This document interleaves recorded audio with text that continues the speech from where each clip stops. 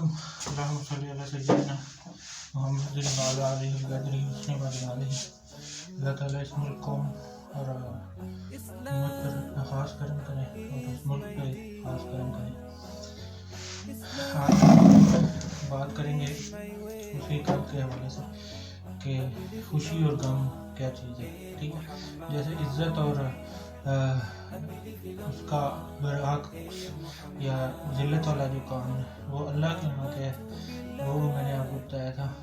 تو اسی طرح سے خوشی اور غم اللہ کے ہاں اس کا کیا مقام ہے، کیسے اس جذبے کو محسوس کیا جاتا ہے، یا ہماری زندگیوں میں اسے خود اپنے طور پر کیسے ہم اسے لیتے ہیں۔ یہ وہ چیزیں جس سے ہماری روزمرہ کی زندگی جڑی ہوئی ہے، ٹھیک ہے، اور بنیادی چیزیں جن پہ ہم غور نہیں کرتے، ٹھیک ہے۔ اور اس چیز کو، یہ جو موضوع ہے خوشی اور غم کے حوالے سے، اس کو تھوڑا لمبا اسی وجہ سے کھینچ رہا ہوں یا زیادہ ڈیپلی جا کے سمجھانے کی کوشش کروں آپ کو، ٹھیک ہے، تاکہ اس کا فائدہ بھی ہو، ٹھیک ہے۔ ویسے بات کر دینا یا ایسے چھوٹی سی بات کرنے میں ایک دو لائنیں بھی بول دینا کافی ہوتا ہے، اگر خالی ویڈیو بنانا میرا مقصد ہے، ٹھیک ہے۔ تو میرا مقصد اصل میں آپ کو صحیح بات سمجھانا ہے، ٹھیک ہے، دین کے بارے میں اور اللہ کے تعارف کے معاملے میں اور محمد صلی اللہ علیہ وسلم کے ساتھ روحانی تعلق جوڑنے کے بارے میں، ٹھیک ہے۔ تو یہ میرا مین مقصد جو ہے وہ یہ ہے، ٹھیک ہے۔ تو انسان کا جو مقصد ہوتا ہے اسی کے حوالے سے اس کی زندگی میں غم اور خوشی جو ہے اس کے مقصد کے ساتھ وابستگی ہوتی ہے اس کی، ٹھیک ہے۔ وہ ہمارے مقصد کے ساتھ ان کی وابستگیاں جڑی ہوتی ہیں، خوشی اور غم کی، ٹھیک ہے۔ تو کل ہم نے جہاں تک بات کی تھی وہاں سے آگے شروع کرتا ہوں۔ خوشی میں یاد رکھنا چاہیے یہ کب تک ہے اور کب تک رہے گی۔ ایک شخص ایک جگہ گیا تو وہاں خوشیاں منائی جا رہی تھی، ٹھیک ہے۔ اس نے کہا بات سنو، آپ لوگ خوشیاں کیوں یا خوش کیوں ہیں؟ تو دوسرے کہنے لگے آپ بتائیں آپ اداس کیوں ہیں؟ تو اس نے کہا کہ پہلے آپ بتائیں خوش کیوں ہیں؟ تو پھر لوگوں نے جواب دیا کہ it is fine day, it is a fine day, ٹھیک ہے، تو آج بڑا خوشگوار دن ہے۔ تو اب وہ کہنے لگا کہ میں اس لیے اداس ہوں کہ یہ دن کب تک رہے گا، ٹھیک ہے، یہ فائن کب تک ہے۔ تو اصل بات جو ہے وہ یہ ہے کہ اچھا دن کب تک رہے گا یا اچھا ٹائم کب تک ہے، ٹھیک ہے۔ تو دو طرح کے طرز حیات ہیں، ٹھیک ہے، دو طرح کے خیال ہیں۔ ایک کہتا ہے کہ دن اچھا ہے تو دوسرا وہ دیکھ رہا ہے یا وہ یہ سوچ رہا ہے کہ اچھا کب تک ہے یا اچھا کب تک رہے گا، یہ مبارک گھڑی کب تک رہنے والی ہے، ٹھیک ہے۔ سمندر کا پانی ہے، بے شک پی لیں، اندر سے کڑوا اور نمکین ہی لگے گا، ٹھیک ہے۔ اور گاجریں کھانے سے پیٹ میں درد ہوتا ہے اکثر، ٹھیک ہے۔ ایک کہانی سنیں پرانے وقتوں کی اور اس کو سمجھیے گا، اس کو کہانی نہ سمجھ لیجیے گا، اس کہانی میں جو سبق ہے اور جو کہانی بتانے کا مقصد ہے اس کو سمجھیے گا، ٹھیک ہے۔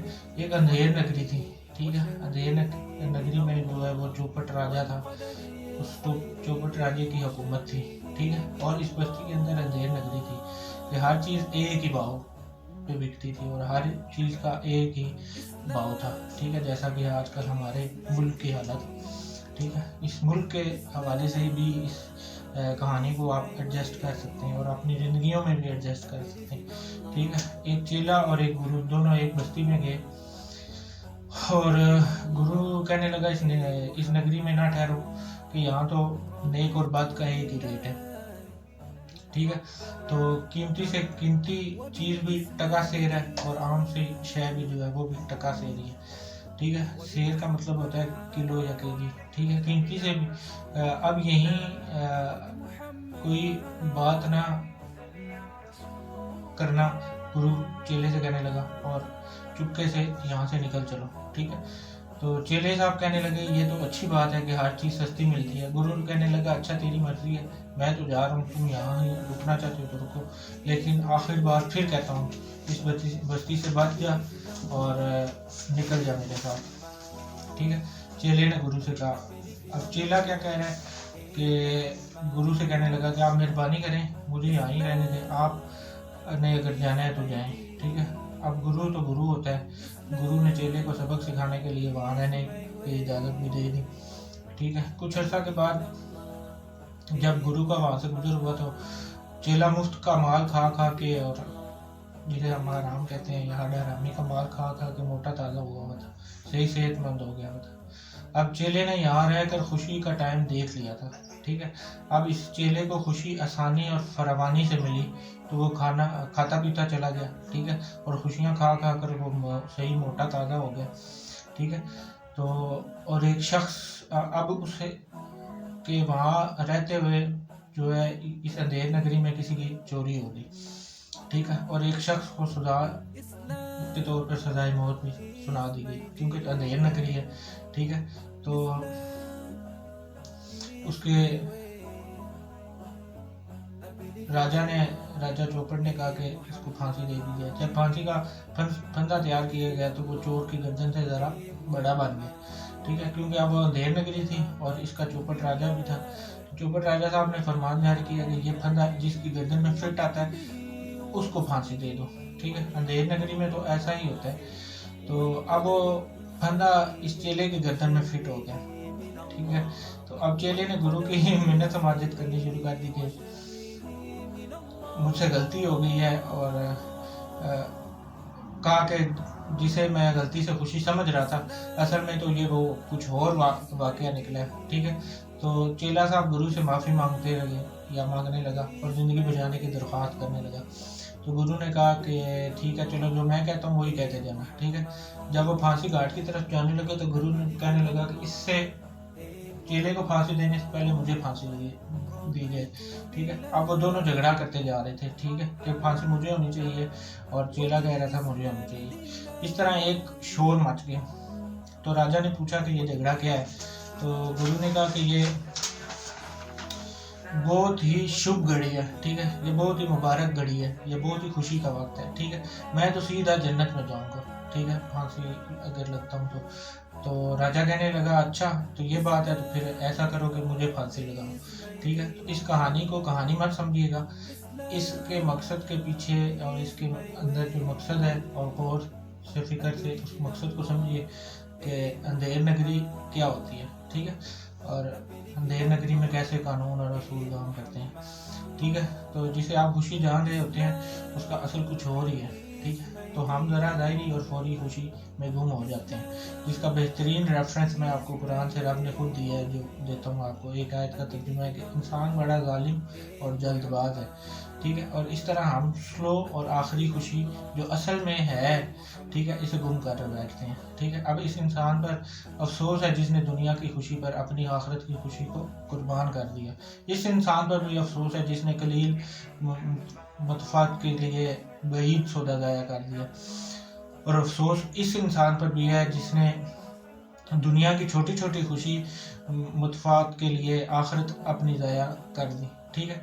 تو جھوٹ بولا جھوٹے کام کیے اور اس طرح سے اپنی آخرت کو برباد کرتا رہا. ٹھیک ہے. بڑے بزرگ کہا کرتے تھے اگر غم سے بچنا چاہتے ہو تو اس کا بڑا آسان نسخہ ہے کہ خوشی سے بچ جاؤ. ٹھیک ہے. اور اگر فراق سے بچنا چاہتے ہو تو وصال کی تمنا سے بچ جاؤ. ٹھیک ہے. اور اگر دربدری سے بچنا چاہتے ہو تو دنیا کی محبت سے بچ جاؤ. ٹھیک ہے. تو ورنہ دنیا عشق کا کام ہے کہ یہ دنیاوی عشق کی بات کر رہا ہوں. ایک شعر سے میں آپ کو بتاتا ہوں.